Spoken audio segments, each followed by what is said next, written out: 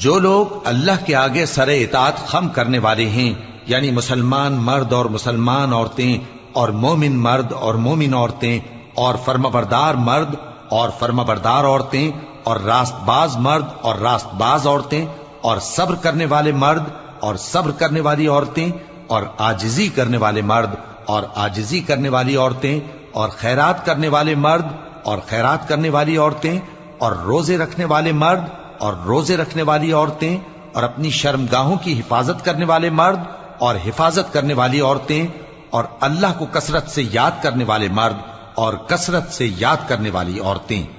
کچھ شک نہیں کہ ان کے لیے اللہ نے بخشش اور اجر عظیم تیار کر رکھا ہے، اور کسی مومن مرد اور مومن عورت کو حق نہیں ہے کہ جب اللہ اور اس کا رسول کوئی بات طے کر دیں تو وہ اس کام میں اپنا بھی کچھ اختیار سمجھیں،